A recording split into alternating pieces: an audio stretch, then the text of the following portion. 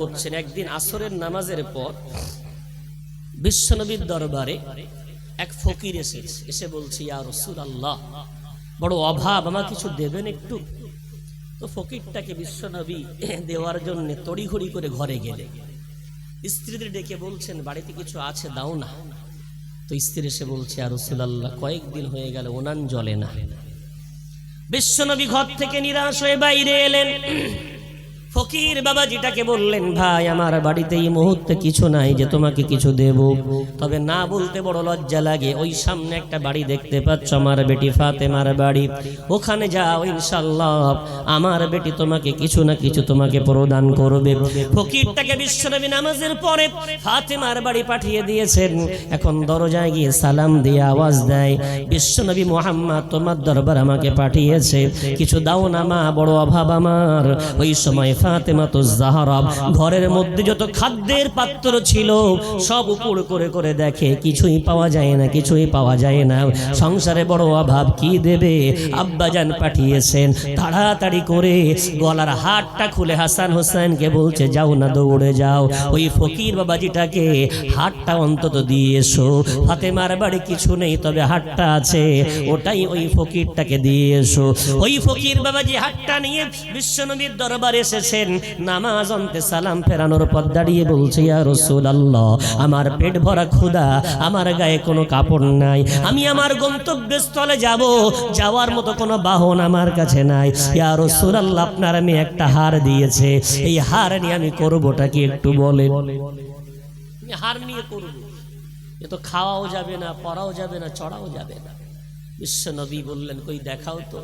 হাতটা যেই উঁচু করেছে তো দেখে সেই খাদিজা রাদিয়াল্লাহু তাআলা আনহার শেষ চিহ্ন ছিল হার। ওটা ফাতেমাকে মহাব্বত করে মা বলেছিলেন, বেটি, এটা আমার স্মৃতি স্বরূপ তোমার কাছে রেখে দিই। হাতটার দিকে তাকিয়ে এই চোখটা যেন কান্নায় ছলছল করে উঠেছে। রাসূল বলছেন, কে আছো সাহাবার হাতটা কোরাই করবে? আম্মার রাদিয়াল্লাহু আনহু লক্ষ্য করেছেন চোখের পানিটা, হাত তুলে বলছেন, ইয়া রাসূলুল্লাহ, আমি ওই ফকিরটাকে বাড়ি নিয়ে হাতটা আমি কিনে নিতে পারি। রাসূল বললেন, নিয়ে যাও। আম্মার রাদিয়াল্লাহু তাআলা আনহু ফকিরটাকে বাড়ি নিয়ে গেলেন, পেট ভরে খেতে দিলেন, সুন্দর পোশাক পরালেন, একটা দামি উট অথবা একটা দামি ঘোড়া তাকে দিলেন, কিছু পয়সা দিয়ে বললেন, ভাই, হাটটা এবার আমাকে দিয়ে দাও, এবার তো তুমি খুশি, তোমার পেটের খাদ্য পেয়ে গেছো, গায়ের পোশাক পেয়ে গেছো, জায়গায় পৌঁছানোর মতো তুমি বাহন পেয়ে গেছো, কিছু টাকাও পেয়ে গেছো। ওই সময় ফকিরটা বলছে, আলহামদুলিল্লাহ, এই মুহূর্তে আমার আর কোনো কষ্ট নাই। ফকির চলে যাওয়ার পর আম্মার রাদিয়াল্লাহু আনহু তার একটা সাথী, তার একটা গোলামকে ডেকে বলছো, গোলাম, এদিকে শোনা, শোনা, শোনো শোনো, এই হাতটা আমি তোমাকে সুন্দর করে মুড়ে দিলাম, এটা রাসূল কারীমের কাছে গিয়ে ফিরিয়ে দেবে। আর বিয়ে বলবে, আম্মার রাদিয়াল্লাহু আনহু ওই হাতটা আপনাকে ফিরিয়ে দিয়েছেন, আর আমার মতো একটা গোলাম আপনাকে হাদিয়া স্বরূপ দান করেছেন। আম্মার রাদিয়াল্লাহু তাআলা আনহুর কথা শুনে গোলাম যখন হাতটা নিয়ে বিশ্বনবীর দরবারে এসেছেন, বিশ্বনবীর চোখ ভরা পানি। ওরে গোলাম, ওই হাতটা আমার না, ওই হাতটা আমার স্ত্রী হলো খাদিজার, যাও না, যাও, যার হাত তাকে ফিরিয়ে দিয়ে এসো, ওটা আমি পাওয়ার হকদার নই, যাও না, ফাতেমাকে ফিরিয়ে দিয়ে এসো। এখন আম্মার রাদিয়াল্লাহু তাআলা আনহুর গোলাম ওই হাতটা নিয়ে ফাতেমার বাড়িতে গিয়েছে। ফাতেমা জাহরা, ফাতেমাতুজ জাহরা রাদিয়াল্লাহু তাআলা আনহা গোলামের কাছে গোটা ঘটনা শোনার পর হাতটা তুলে নিয়ে বলছো, রে গোলাম, আমার বাড়ি কোনো গোলাম মানায় না, আমার আব্বাজান আমাকে গোলাম দেননি, যাও যাও, তোমাকে আজাদ করে দিলাম, আমার বাড়ি গোলাম থাকতে হবে না, স্বাধীন জীবন যাপন তুমি করো। গোলাম তো এই মুহূর্তে মাটিতে দাঁড়িয়ে 2 রাকাত নামাজ আদায় করে আসমানের দিকে হাতটা তুলে বলছো, গো আল্লাহ, জান্নাতি নারীদের হার এত দামি হয়, একটা হার অভাবীর পেটের ক্ষুধা নিবারণ করে দিল, গায়ের পোশাক তাকে পরিয়ে দিল, গন্তব্যস্থলে যাওয়ার মতো বাহন চুকিয়ে দিল, আবার আমার মতো একটা গোলামকে ওই হারের বদৌলতে আমি আজাদ হয়ে গেলাম, আবার যার হার তার কাছে আবার ফিরেও গেল। একটু জোরে বলা যাবে? জান্নাতি নারীর বরকত। ওই সংসারে বিরাট কিছু ছিল না, কিন্তু এত বরকত ছিল যে বরকত দুনিয়ার কোনো ঘরে ছিল না। ভাই বাবজি আমার, আজ আমরা সেই বরকত হারা, এত উপার্জন করছে, নেই নেই নেই নেই লেগে আছে। তো বলেন না, পূর্বের জামানার বাপ দাদার চেয়ে বর্তমান যুগের আমার বাপ ভাইদের কি অভাব বেশি না কম? নিশ্চয়ই অভাব কমে গেছে। পূর্বের জামানায় জবের আটা, তারপরে খুদ ভাজা, আমানি, ফ্যান খেয়ে মানুষ হয়েছে। কজন করে ভাই বোন একটু চোখ বন্ধ করে ভাবেন। আপনাদের 8টা ভাই বোন, 4টে বোন, তো 5টা ভাই। আর এখন 1 পিস, একটা ছেলে একটা মেয়ে। আহারে, তারা সেই জামানায় 8টা 9টা করে ছেলে মেয়ে মানুষ করলো, আমানি খাইয়ে, ফ্যান খাইয়ে, খুদ ভাজা খাইয়ে, কুরবান যান তাদের উপরে। আল্লাহ তাদের কবরগুলো জান্নাতের ফুল বাগিচা বানিয়ে দিক। বিরাট কিছু পারিনি, সত্যি পারিনি।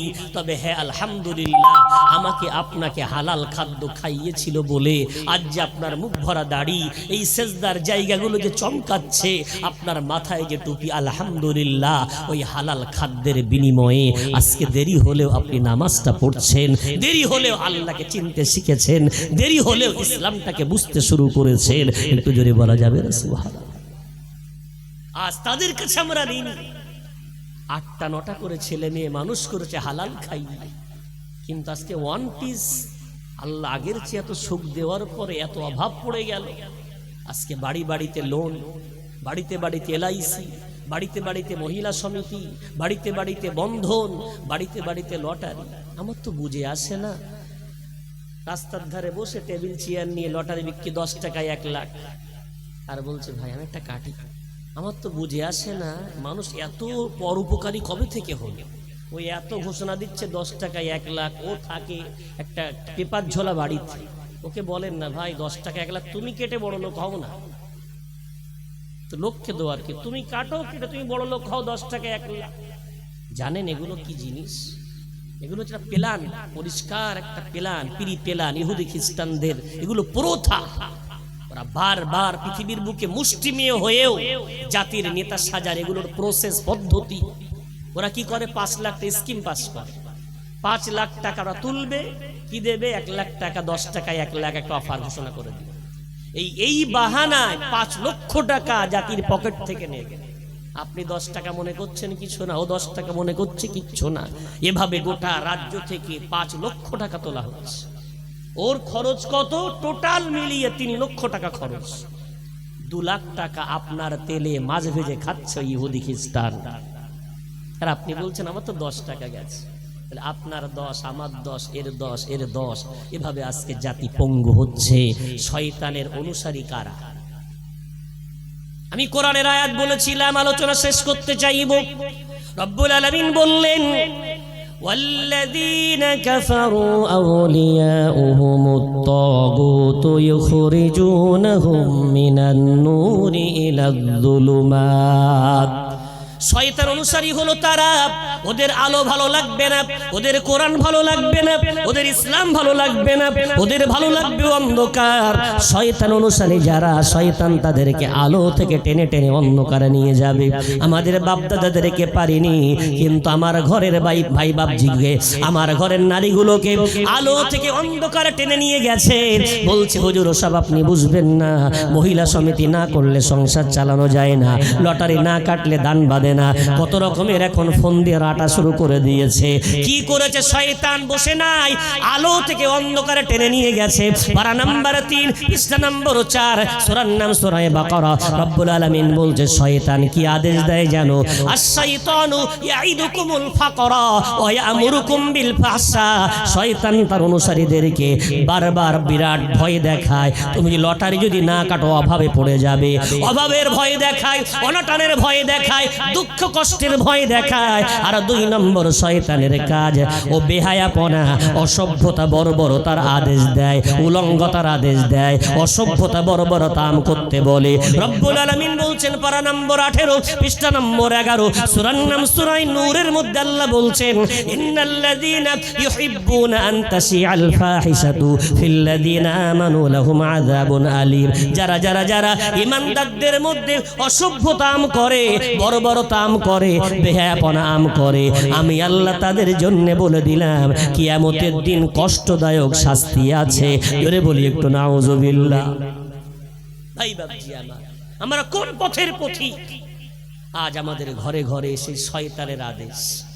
এক তো ক্যান্সার নামে ডাব্বা আছে, আহারে আমার মা বাপ বিরাট শরিয়ত না জানলেও তারা সকাল সন্ধ্যা কোরআন পড়ত।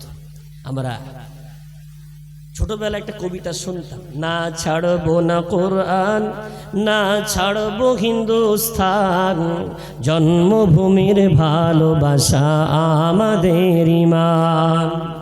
এই কবিতা শুনতে শুনতে আমরা বড় হয়েছি। এই ভারতবর্ষের ভূমিতে থাকবো, কিন্তু কোরআন ছেড়ে নয়, কোরআনকে মাথার তাজ বানিয়ে, যদি বলা যায়। আর সেই কোরআনটাকে আমরা পিঠ পিছনে ফেলে দিয়েছি। আজ আমরা সম্পদের লালসায় প্রত্যেকটা সংসারে এখন এই আগুন লেগে গেছে। সুদের আগুন, লোনের আগুন, এলআইসির আগুন, মহিলা সমিতির আগুন।